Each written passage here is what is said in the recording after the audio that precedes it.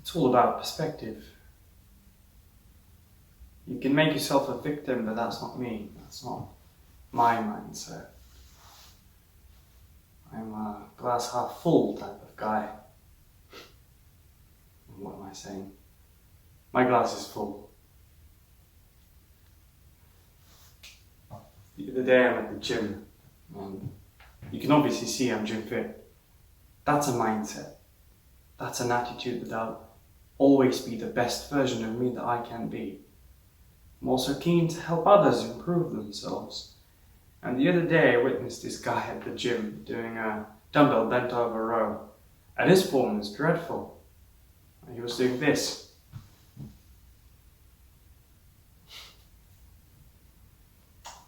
What he should have been doing is this.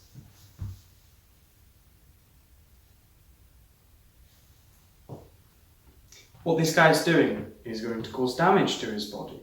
So I walk over to him and I say, "Hey buddy, let me give you tips regarding this exercise, because your form is wrong. Back is arching like a tortoise.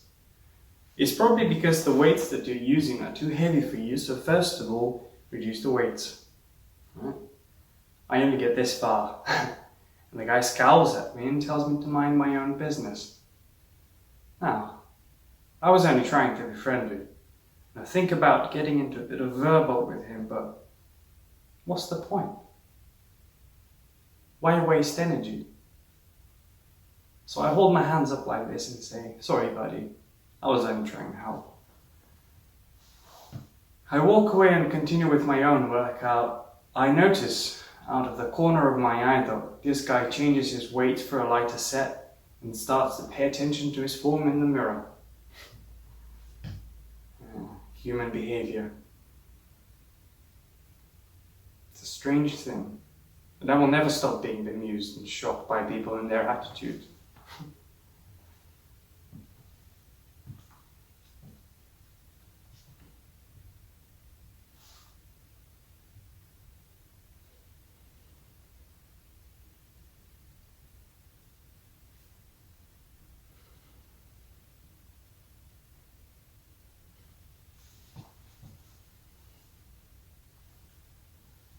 I can look at the individual parts of my body and I think, man, you're looking great. The biceps are so pumped. The pecs are so strong and muscle. The legs are powerful. This is a totally masculine physique. The reason I work hard at the gym is because I want to look this good for myself. The only person that I want to impress is myself. Naturally, if women look at me and think I'm hot, that's an appreciated bonus. Trouble is, though, looking at myself like this, looking at the whole body in one shot, I only notice the flaws. I won't notice the pumped biceps.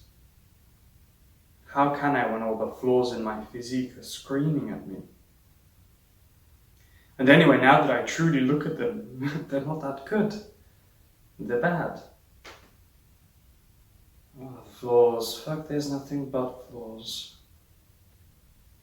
But this drives me back to the gym to work even harder, to push myself further, because this is not acceptable. And this must be better. Is it body dysmorphia? Some sort of body dysmorphia? I've got no idea. Yes. Actually, I do know. It's body vulnerability. So no matter how fit and healthy we try to stay, it just takes that one illness or that one drunk driving their car on the pavement and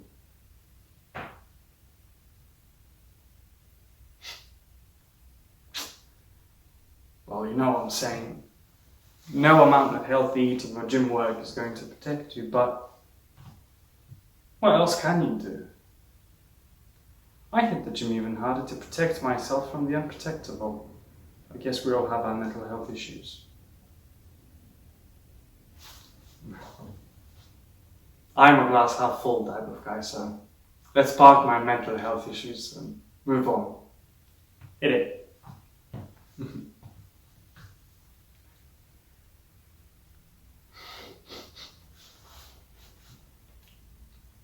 When I say hit it, that's your cue. The music. Is anybody there?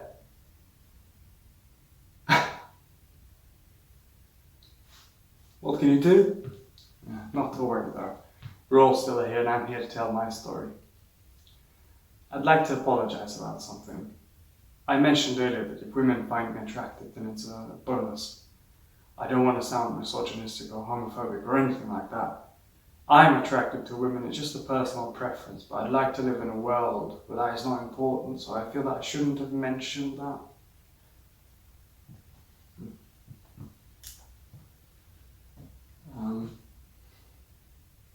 I'd like to sit down. Did the budget not run for a chair? Just a single chair? No? Obviously not.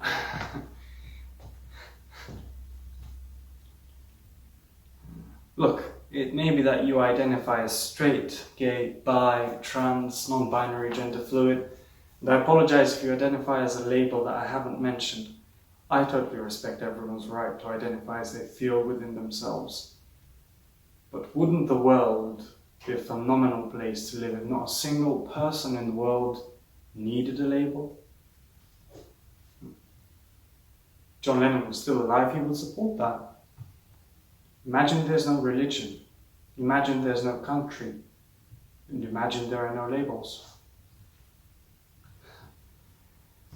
I know it sounds like I'm being contradictory when I support your right to have the label you want, but also want to see a world without any labels, but it's really not.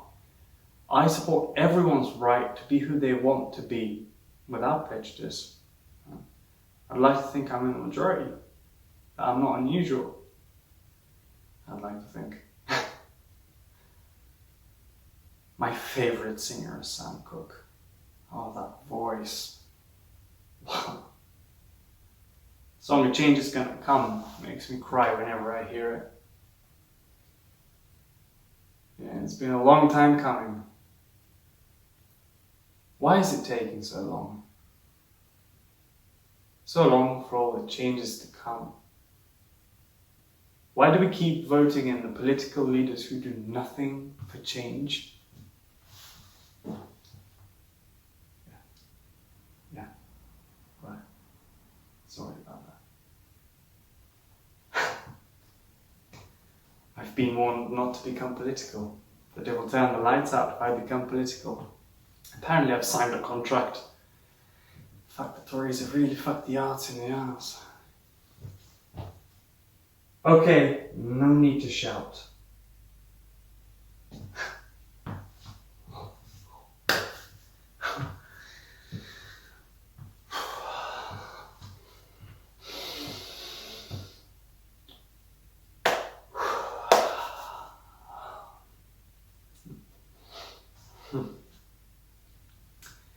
When I was 15, maybe 16, I was a bit of a geek. That was a year before I found the gym. This was, of course, about 15 years ago, long before geeks became trendy and hot. I had a girlfriend who was also a geek, and she was sweet and cute, and, well, she didn't want to have sex with me. I'm a teenage boy. I'm horny all the time, and I've got a girlfriend who won't do much more than hold hands. Our best mate at school was a guy called Matthew Green. One evening we're in his bedroom, listening to music, complaining about our girlfriends. Matt suddenly says to me, "Have you ever tried anything with another guy?" I tell him that, "No, I haven't." "Do you want to try messing around?" he says to me. Okay. We did mess around, as many young guys have. I'm not quite sure what it can be described as, except for awkward. We didn't have sex, it was just a fumble. But we did have awkward. Yeah. Look, I can't say that it was fun, but also I'm not going to stand here in front of you and say that I hated it. I never fooled around with the guy again, but that's not to say that it couldn't happen in the future. It's just unlikely. Following that, I broke up with my girlfriend because, well, I was no longer getting anything out of the hand-holding.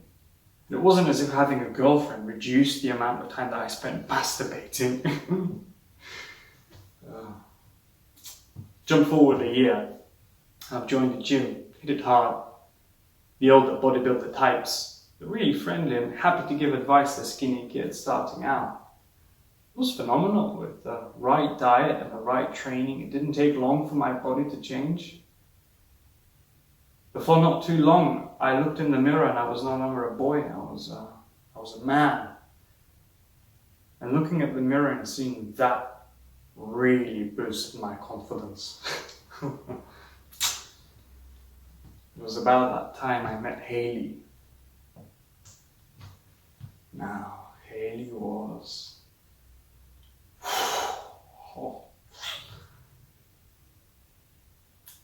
I guess physically, Hayley was the perfect woman of my mind. Every part of her was as I'd imagined my perfect woman. This was the turning point. At last, I'd met someone who I had an incredible connection with. It was our third or fourth date. It had gone phenomenally well, so we headed back home. Home still being with my parents, but they were cool with girls staying over. At least that's what they told me. And this was the first time. The first time. Everyone remembers their first time. It's all a bit wham bam thank you ma'am when it's over. But hey, I've had sex. And it's with Hayley. And I'm in love. But Hayley suddenly leaps out of bed and rushes to the bathroom and throws up. I don't know what to do. I've actually made someone throw up by having sex with them. What the fuck? Hayley returns to bed and she says to me, I think I had too many shots, as she cuddles up to me. I can smell vomit. I'm thinking, I'm really not in love with you. Not anymore. Probably never was. Yeah, I guess nobody's going to forget their first time when that happens to them. I carried on dating Hayley for another few months, but I came to the realization that despite everything, I really didn't find her attractive.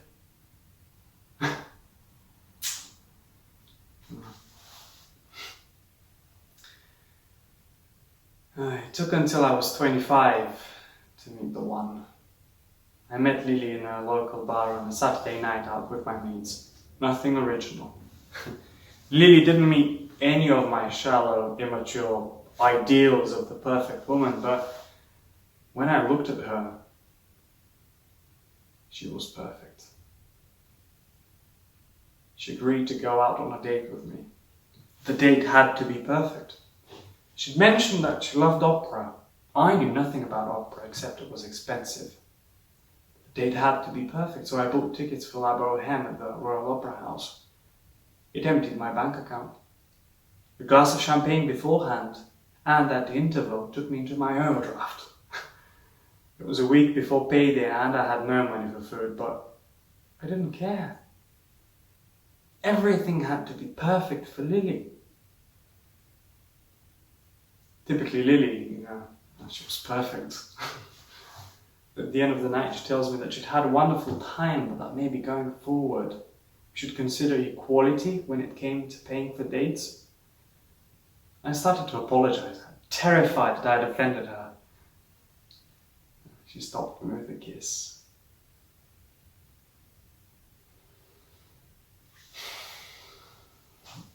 This was the first moment in my life that I knew what it was like to be in love. The first anniversary of that date, I asked Lily if she wanted to move in together. Both get rid of the apartments that we were renting and find a place that was going to be ours. Lily said yes. said yes. Kind of blew my mind. At the age of 26, I was living with the woman that I wanted to spend the rest of my life with. We'd been living for about a month, and I had a great idea. Why don't I come to one of your spin classes each week, and you do a Tough Mudder with me later in the year, I suggested to Lily. She looked at me, smiled sweetly, raised her eyes and said, "No." "Oh, come on," I said. "It'll be fun. We both love fitness, so I thought it'd be a perfect way of cementing our perfect relationship. Come to spin on Thursday. And if you complete the whole class, then I'll consider Tough Mudder," was her response. All right. Thursday arrives and I'm at the spin class, being introduced to some of the others in the class. I'm looking strong and fit as I check myself out in the mirror. The instructor arrives, the class starts. It was less than 10 minutes. And I'm slunk off the bike and crept out of the room. As the door closed, I hear Lily's voice saying, "Tough Mudder." But I can't help but laugh. Now, this sums up our relationship. We both believe in pushing each other to be the best version of ourselves, but at the same time want to keep each other grounded. I want to be the best me, I want Lily to be the best her. I never want to judge anyone. I want to have friends that I can laugh with and love. I want to be in love with Lily forever. I want our children to be healthy, happy, and generous of spirit. I'm walking down the street on my way home last night.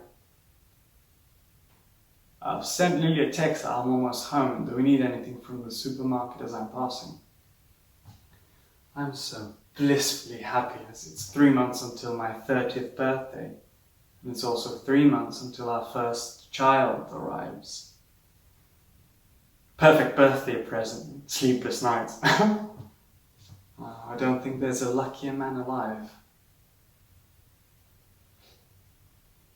In the next second, I hear a scream. The screech of tires and the roar of an engine. As I twist my body to see what is happening, a car is approaching me at high speed. The next 60 seconds seem like an eternity. The car hit me before smashing into a shop window, and I'm thrown over the top of the car. It's probably less than 60 seconds before I land on the ground and people start running towards me. While I was in midair, I can hear my father's voice saying, "I'm proud of you, son." My mother, I can sense, has placed her hand on his shoulder as she confirms, "You've always made us proud. Stay with us, son. We love you and your child is going to need you." I can feel somebody holding my hand. It's my first girlfriend, and I feel guilty because I can't remember her name. She smiles at me and then leans forward and kisses me on the forehead. I can see standing behind her is Haley. "Don't go anywhere," she says to me. "Lily loves you too much. You can't leave her. Stay."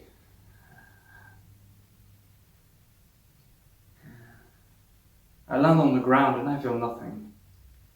No pain. But I'm aware that my body is broken. The Jew hasn't saved me.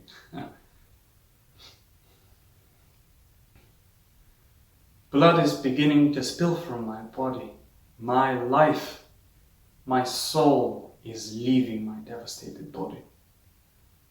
The first person has reached me, a young Indian guy with shock and concern in his eyes. The concern in his eyes for this complete stranger. It's so beautiful, I have to smile. The last thing I do before I stop breathing is smile.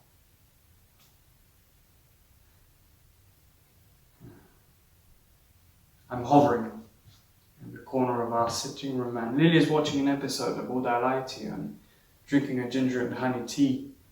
She laughs at a comment from David Mitchell. She picks up her phone and looks at the time. About half an hour later, she phones me. Hey, Callum. I thought you'd be home by now. Did you get my message? We don't need anything from the supermarket. No doubt you've bumped into someone you know and you're chatting away. Get home soon. Love you. It's a little while later. Hey, Cal. I'm getting worried. Is everything okay? Please message me and let me know that you're okay. Lily turns off the TV and begins to pace the apartment. I follow her. She continues to pace.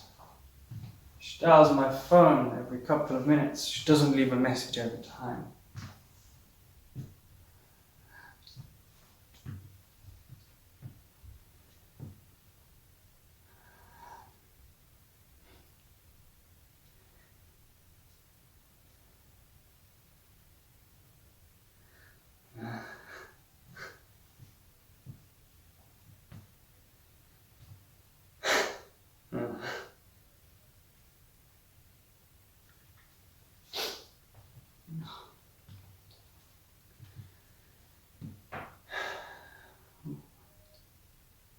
My heart is breaking. Her face looks so drawn and pained from worry. There's a knock on the front door. Lily opens the front door to the police. Her hand covers her mouth.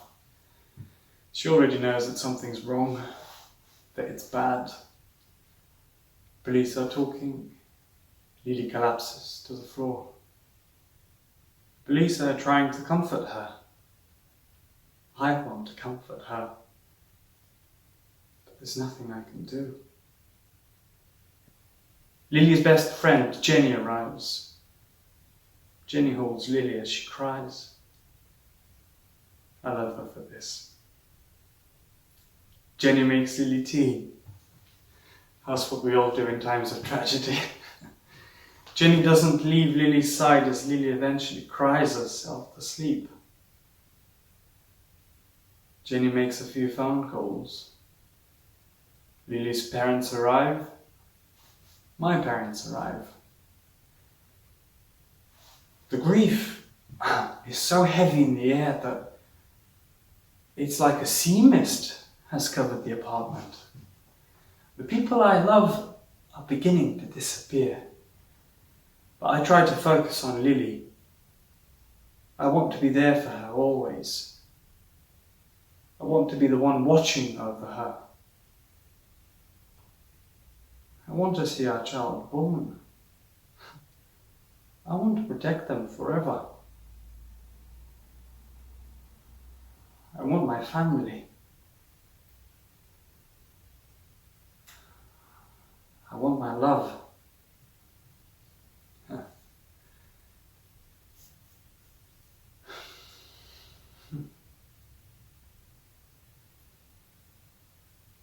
I'm dead. And for a few hours I remained. I thought for that first night that I'll be able to remain forever, watching Lily without me, but it's not allowed. And once it begins to fade, you lose everything except your memories and your love. My body was devastated and now my soul is devastated. Lily and our child will learn to live without me.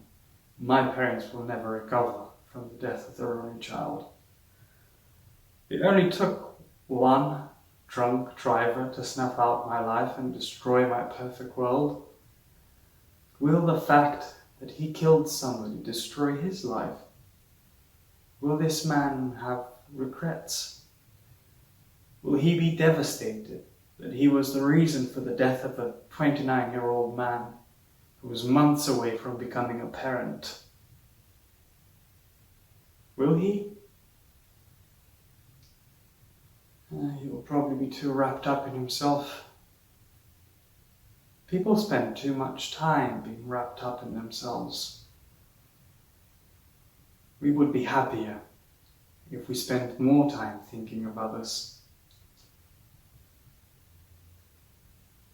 Human behavior. What can we do? Really, what can we do?